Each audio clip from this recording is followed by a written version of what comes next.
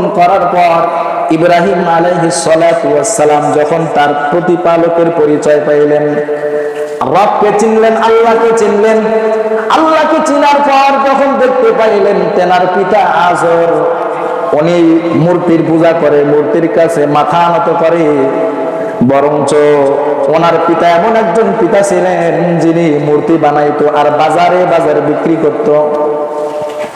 যখন প্রভুর পরিচয় পাইলেন নিজের পিতাকে দাওয়াত দেওয়া শুরু করলেন। আল্লাহ তাআলা বলেন ওয়াযকুর ফিল কিতাবি ইব্রাহিম ইন্নাহু কানা সিদ্দীকান নাবিয়্যা। আল্লাহ তাআলা বলেন ওয়াযকুর ফিল কিতাবি ইব্রাহিম, কিতাবের মধ্যে আমার পয়গম্বর ইব্রাহিমের ঘটনা আপনি উল্লেখ করুন, বর্ণনা করুন। ইন্নাহু কানা সিদ্দীকান নাবিয়্যা, আমার পয়গম্বর ইব্রাহিম ছিল একজন সত্য নবী। আজ ইব্রাহিম আলাইহিস সালাম যখন দেখলেন আমার বাবা মূর্তির পূজা করে, বাবাকে দাওয়াত দেওয়া শুরু করলেন। ইয ক্বালা লিআবিহি ইয়া আবাতি লিমা তা'বুদু মা লা ইয়াসমাউ ওয়া লা ইউবসিরু ওয়া লা ইউগনি আনকা শাইআ। ইব্রাহিম আলাইহিস সালাম তার পিতাকে দাওয়াত দেওয়া শুরু করলেন, আমার পিতা এমন বস্তুর পূজা করো, এমন বস্তুকে ইবাদত করো। লিমা তা'বুদু, কেন তুমি এমন বস্তুর পূজা করো? লা ইয়াসমাউ, যেই বস্তু যেই মূর্তি শুনতে পায় না, ওয়ালা ইউবসিরু, দেখতেও পায় না, ওয়ালা ইউগনি আনকা শাইআ, আপনার বিন্দু পরিমাণ উপকারটাও করতে পারে না। এমন মূর্তি বানাইয়া কেন এই মূর্তির পূজা আপনি করেন? ইব্রাহিম আলাইহিস সালাম দাওয়াত দিচ্ছে বাবাকে। এরপর ইব্রাহিম আলাইহিস সালাম বলেন ইয়া আবাতি লা তা'বুদিশ শাইতান, বাবা শয়তানের অনুসরণ করবেন না। মূর্তির পূজা করা, মূর্তির কাছে মাথা নত করা, এটা শয়তানের কাজ, এটা শয়তানকে অনুসরণ করা হয়। বাবা আপনি মূর্তির পূজা করে শয়তানের অনুসরণ করবেন না। ইয়া আবাতি ইন্নী ক্বাদ জাআনি মিনাল ইলমি মা লাম ইয়াত্তাবি'নি মা লাম ইয়াতিকা ফাত্তাবি'নি আহদিকা সিরাতান সাবিয়্যা। সন্তান বাবা আজরকে বলতেছে, বাবা আমার কাছে এমন ইলম আসছে যে ইলম আপনার কাছে নাই, বরং আপনি আমার ওই ইলমের অনুসরণ করেন। ফাত্তাবি'নি, আপনি আমাকে অনুসরণ করেন। আহদিকা সিরাতান সাবিয়্যা, আমি বাবা আপনাকে সরল সঠিক পথের দিশা দিব। সুবহানাল্লাহ। ইয়া আবাতি ইন্নী আখাফু আইয়ামাসসাকা আযাবুন মিনার রাহমান ফাতাকুনা লিশ-শাইতানি ওয়ালিয়্যা। সন্তান বাবা আজরকে আবার উপদেশ দিচ্ছেন, বাবা শয়তানের অনুসরণ করবেন না, বাবা আমার অনুসরণ করেন, তাহলে আপনি সঠিক পথ পাবেন। বাবা আমি আপনার ব্যাপারে ভয় করতেছি, আইয়ামাসসাকা আযাবুন মিনার রহমান, আমার দয়াময় মালিক রহমানের পক্ষ থেকে তোমার উপর আযাবের ভয় করি। বাবা মূর্তির পূজা করিরা তুমি জাহান্নামে যাইবা, এটার ভয় করি। ফাতাকুনা লিশ-শাইতানি ওয়ালিয়্যা। আর বাবা শুনে রাখেন, শয়তান হলো রহমানের অবাধ্য, আল্লাহর অবাধ্য হলো শয়তান, যে কারণে শয়তান তোমাকে মূর্তির পূজা করাইয়া জাহান্নামে নিতে চায়।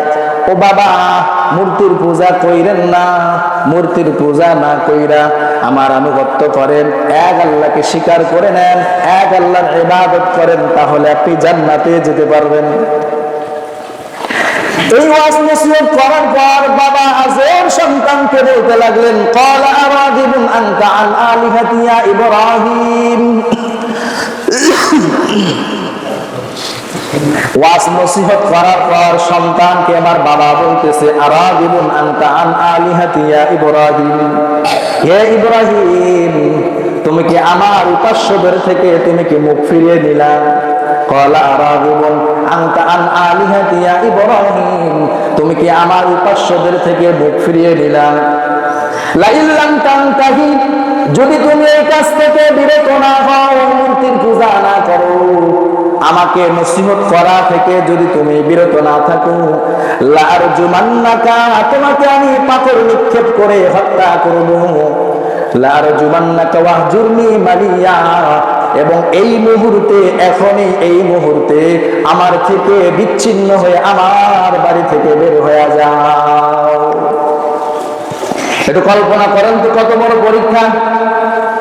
যেই এলাকাবাসীর প্রত্যেকটা মানুষ ইব্রাহিমের দুশমন, সকল মানুষ দুশমন হয়ে গেছে, নিজের বাবাও সন্তানের দুশমন হয়ে গেছে। বাবা একজন সন্তানের জন্য পৃথিবীতে সবচেয়ে বড় আপন, মা সন্তানের জন্য সবচেয়ে বড় পৃথিবীতে আপন। এমন একটা সময় চলে আসলো, ইব্রাহিমের বাবাও সন্তানকে দূরে সরাই দিলেন, মাও সন্তানকে দূরে সরাই দিলেন, একা হয়ে গেলেন, সন্তানকে বাড়ি থেকে বের করে দিলেন। আল্লাহ তাআলা বলেন, ওয়াইদ ইবতালা ইব্রাহিম রাব্বুহু বিকালিমাতিন ফাতাম্মাহুন্না। আল্লাহ তাআলা বলেন, আমার পয়গম্বর ইব্রাহিমের মাধ্যমে আমি আল্লাহ যত পরীক্ষা নিয়েছি, প্রত্যেকটা পরীক্ষায় আমার পয়গম্বর ইব্রাহিম পাস করেছে। সুবহানাল্লাহ। তো যখন বাবাই সন্তানকে বাড়ি থেকে বের করে দিল, কেউ আপন নাই, সবাই পর, এমন একটা পরীক্ষার সম্মুখীন আল্লাহ তাআলা ইব্রাহিম আলাইহিস সালামকে করলেন। এরপরে ওই ইরাকে একজন বড় শয়তান বসবাস করত, তার নাম হলো নমরুদ। ওই নমরুদ, যেই নমরুদকে আল্লাহ তাআলা ন্যাংরা মশার মাধ্যমে জোতার বাড়ি দিয়ে মারছে, হে নমরুদ, ইব্রাহিম আলাইহিস সালাতু ওয়াস সালাম পরিবারকে দাওয়াত দিলেন, গ্রহণ করলেন না। এলাকাবাসীকে দাওয়াত দেওয়া শুরু করলেন, কেউ দাওয়াত গ্রহণ করতে চাইল না, দাওয়াত গ্রহণ করলেন না। ওয়ালাকাদ আতাইনা ইব্রাহিমা রুশদাহু মিন ক্বাবল, ইব্রাহিম আলাইহিস সালাতু ওয়াস সালামকে আল্লাহ তাআলা সঠিক পথ দান করেছেন। ইব্রাহিম আলাইহিস সালাম যখন তার পরিবার পরিজন, তার সম্প্রদায়ের লোকদেরকে বলতে লাগলেন, ইয ক্বালা লিআবিহি, হে আমার পিতা এবং সম্প্রদায়, আমার সম্প্রদায়ের লোকেরা, তোমরা যে এই মূর্তির পূজা করতেছো, কেন করতেছো, উদ্দেশ্য কি? সম্প্রদায়ের লোকেরা বলতে লাগলো, আমরা তো এই মূর্তির পূজা এমনি করি না, বরং আমরা তো এই মূর্তির পূজা পেয়েছি আমাদের বাপ দাদা থেকে, আমাদের বাপ দাদা মূর্তির পূজা করতে, এই জন্য আমরাও মূর্তির পূজা করি।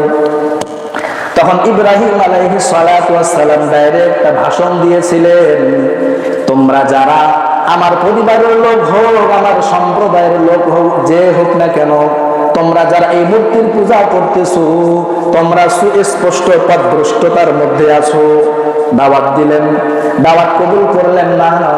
একবার হঠাৎ যখন তাদের মেলা বসলো, সব লোকেরা মেলায় চলে যাবেন, বাবা আজের সন্তানকে বলতে লাগলেন, সন্তান, প্রতিদিন মূর্তি বানাইয়া বাজারে নিয়ে যায়, আজকের মূর্তি আমি মেলায় যাচ্ছি, এই মূর্তিগুলো তুমি বাজারে নিয়ে যাইবা। ইব্রাহিম আলাইহিস সালাতু ওয়াস সালাম বাবার কথা মতো বাবা এবং এলাকার সব লোক মেলায় চলে গেছে। এবার ইব্রাহিম আলাইহিস সালাতু ওয়াস সালাম একটা সুযোগ পাইছে, মূর্তির সাথে কথা বলার সুযোগ। প্রতিদিন বাবা মূর্তির সামনে খাবার দাবার দিত, সন্তানকে ওসিয়ত করে গেছে, বাবা আমি চলে যাচ্ছি মেলায়, আমার খোদা, আমার মূর্তি, আমার উপাস্যগুলোকে তুমি খাবার দিবা আজকে। ইব্রাহিম আলাইহিস সালাম খাবার নিছে, খাবার নেওয়ার পর মূর্তির কাছে গেছি, মূর্তির সামনে যাইয়া ভাষণ দেয়, এই সারা জীবন এই মূর্তি তোমরা আমার বাবাকে ধোঁকা দিছো, সারা জীবন ধোঁকা দিছো আমার বাবাকে, আজকে তোমাদের পরীক্ষা আমি নিব, পরিপূর্ণ পরীক্ষা আজকে তোমাদের থেকে নিব। এই যে খাবার আমার বাবা এতদিন পর্যন্ত তোমাদের সামনে খাবার পরিবেশন করেছেন, একদিনও খাওয়া নাই, তোমাদের সামনের খাবারগুলো মশা মাছিয়ে খেয়ে ফেলছে, একটা দিনও তোমরা খাওয়া নাই। তো আজকে আমি তোমাদেরকে খাওয়াবো, এই যে তোমাদের সামনে খাবার রাখলাম, খাও। দেখি মূর্তি কি খাইতে পারে, খেতে পারে। যখন খায় না, ইব্রাহিম আলাইহিস সালাম রাগ হয়ে গেছে, এই আমার বাবাকে ধোঁকা দিছো, খাবার খাও নাই, মশা মাছি খানা খেয়ে ফেলছে, আজকে খাও না কেন? খাও। এ খাইতে চায় না, খায় না, মূর্তি তো খাইতে পারে না। এবার ইব্রাহিম আলাইহিস সালাম ঘাড়ে একটা কুড়াল নিয়ে গেছে, আজকে খোদারে বানাবে, খোদারে খোদা বানাবে, খাওয়াইতে চায়, খায় না।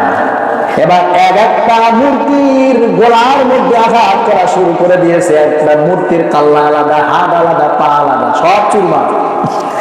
বড় যে মূর্তিটা মূর্তিরে বাকি রাখছে, এ বড় মূর্তিরে বাকি রাখছে, বাড়িতে ফিরে আসছে মেলা থেকে সব লোক যখন বাড়িতে ফিরে আসছি, যখন দেখে যে আমাদের খোদার অবস্থা তো খুব খারাপ, আমাদের উপাস্য, আমাদের আল্লাহর অবস্থা তো খুব খারাপ, একটার পা নাই, হাত নাই, মাথা নাই, সব ছিন্ন বিচ্ছিন্ন পড়ে আছে, আমার খোদা পড়ে আছে।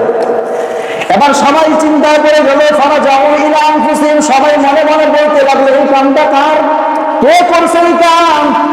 পাশে ফিরে একজন কয় এটা কারো কাম না, এটা হলো ইব্রাহিমের কাম।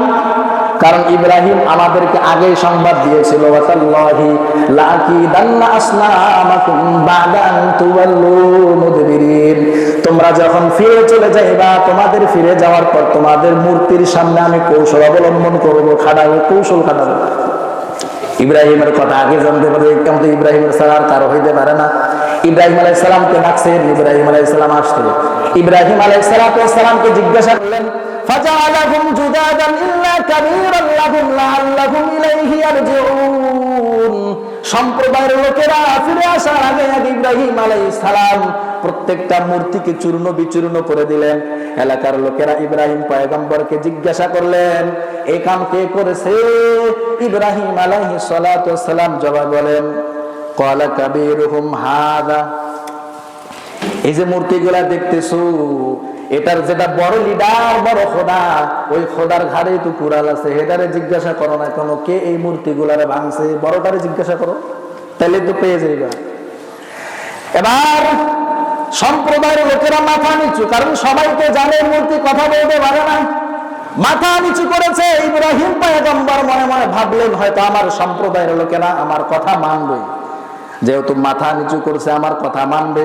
সবাই যখন নিজ নিজ বাড়িতে ফিরে গেছে, এবার শয়তান তাদের উপর আসর শুরু করছে। তোমাদের খোদাগুলোকে এক একটাকে শুয়াইছে, মারছে, পা মুখ কাল্লা সব আলাদা করে রাখছে, এমন একজন মানুষকে এখনো তোমরা দুনিয়ায় জীবিত রাখছো? হ্যাঁ, ইব্রাহিম আলাইহিস সালামকে জিজ্ঞাসা করলেন